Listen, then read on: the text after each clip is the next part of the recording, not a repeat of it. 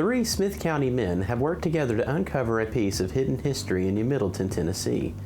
According to legend, a plane crash occurred in the New Middleton community during the World War II Tennessee maneuvers in the 1940s, but through the decades, no such crash has ever been discovered. Until now.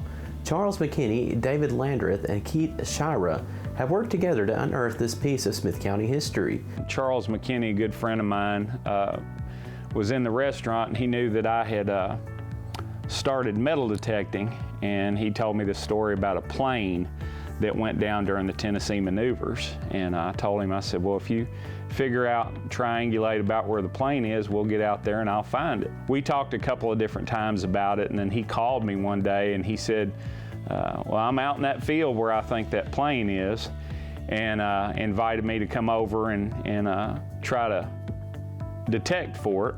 After a few days of metal detecting and online research, Shira and McKinney were able to find the crash site. The legend was no more. They dug the site for several days and found hundreds of pieces of what used to be an airplane.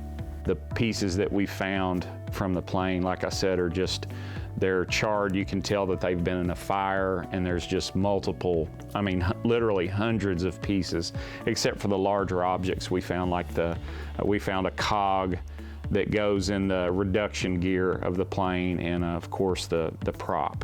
Once the men completed excavation of the crash site, they began extensive online research to determine the make and model of the aircraft. The plane that crashed was a P-39N Airacobra. It was manufactured by Bell.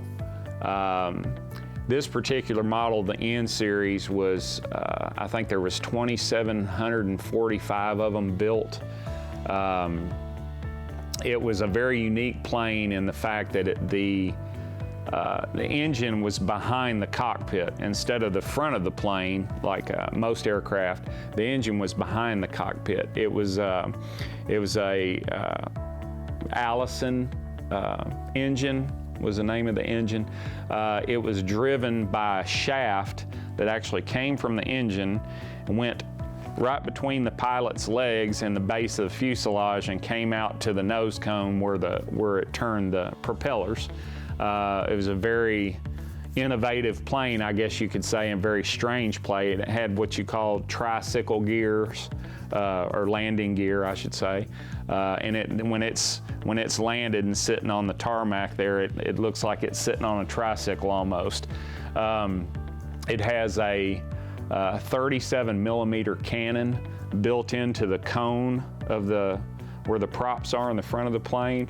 It has two 50 caliber machine guns on each wing, and two machine guns, synchronized machine guns, that are on right outside the front of the cockpit, that were designed to actually be able to fire and go through the propellers as the propellers are turning, so they were synchronized guns.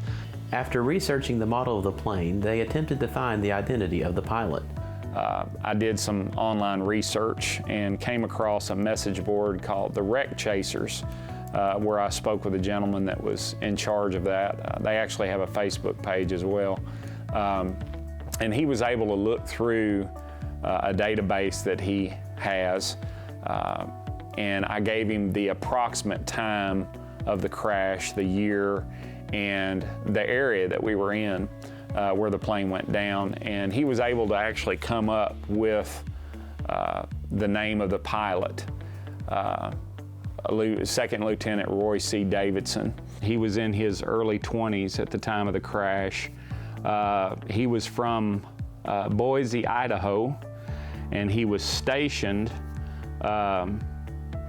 he was in Chattanooga at the time when he took off during this reconnaissance mission that he was on.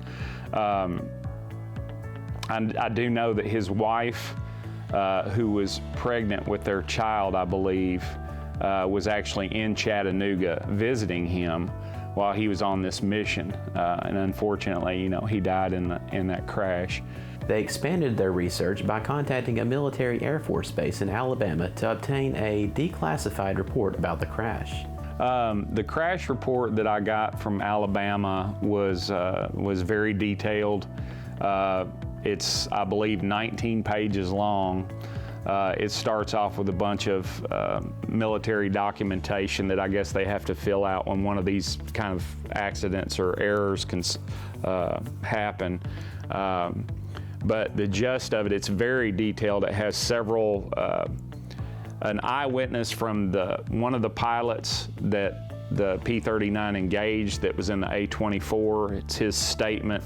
There's also another statement from somebody that apparently was on the ground.